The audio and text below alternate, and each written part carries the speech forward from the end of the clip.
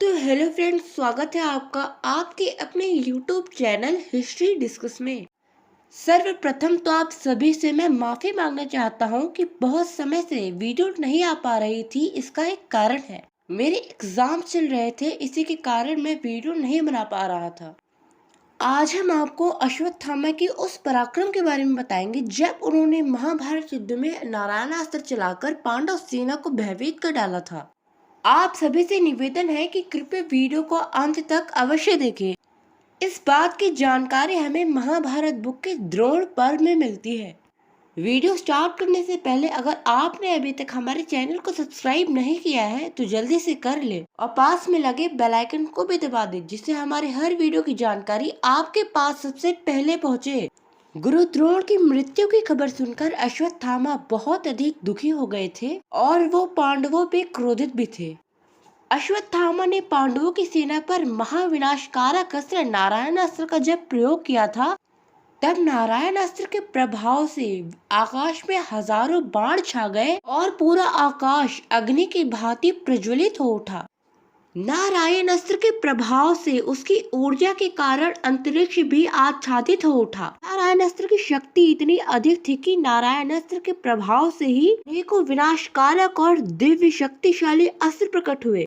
नारायण अस्त्र के प्रभाव से कई शक्तिशाली और विनाशकारक तीरे, कई बड़े और पैने भाले, अनेकों गदाएं, मुदगर, तलवारें, कई नाना प्रकार के अस्त्र शस्त्र, कई दिव्य चक्र प्रकट हुए। यही नहीं बल्कि नारायण अस्त्र की शक्ति के कारण ही स्वयं महादेव का त्रिशूल, सुदर्शन चक्र और कौमोदकी गदा भी प्रकट हुए।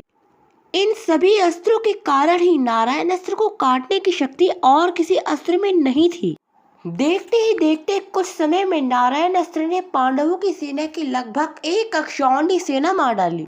जो योद्धा अपने दिव्यास्त्र नारायण अस्त्र पर प्रयोग करते, तब नारायण अस्त्र की ही शक्ति अधिक होती जाती थी। नारायण अस्त्र की शक्ति के सामने कोई भी योद्धा टिक नहीं पा रहा था। अपनी सेना का सर्वनाश देखते हुए स्वयं महाराज युधिष्ठिर ने भगवान श्री कृष्ण से कुछ इस प्रकार बोला कि हे मधुसूदन, अब आप ही हमें इस महाविनाशकारक अस्त्र से बचने का उपाय बताइए। तभी उस समय भगवान श्री कृष्ण ने अपनी दोनों भुजाओं को उठाकर सभी योद्धाओं से कुछ इस प्रकार बोला कि सभी योद्धाओं अपने अपने रथों, घोड़ों तथा हाथियों से नीचे उतर जाएं और अपने अस्त्रों को भी त्याग दें और सच्चे मन से नारायण अस्त्र के सामने समर्पण कर दें। यदि आप ऐसा करेंगे तो यह अस्त्र आपको नहीं मारेगा, परंतु अगर आप इसके विरोध में अपने अस्त्र उठाएंगे तो यह और शक्तिशाली हो जाएगा और आपका वध भी कर देगा। और कृपा करके अपने मन में भी इस अस्त्र के खिलाफ युद्ध करने का न सोचे, वरना यह अस्त्र आपको मारे बिना छोड़ेगा नहीं। भगवान श्री कृष्ण के यह बात सुनकर पांडव पक्ष के सभी योद्धा और महावीर अपने अपने अस्त्र त्याग देते हैं और उसी क्षण नारायण अस्त्र के सामने समर्पण कर लेते हैं, परंतु भीम ऐसा नहीं करते हैं।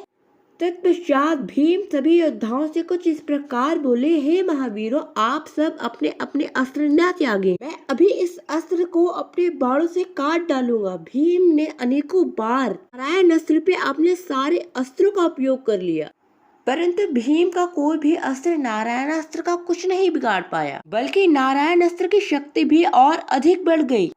जब भीम ये समझ गए कि नारायण अस्त्र को रोकना असंभव है, तब उन्होंने भगवान श्री कृष्ण की बात मानकर नारायण अस्त्र के सामने सच्चे मन से समर्पण कर लिया। भीम सहित पांडव पक्ष के हर एक योद्धा और हर एक सैनिक ने भी ऐसा ही किया और नारायण अस्त्र को शांत कर दिया।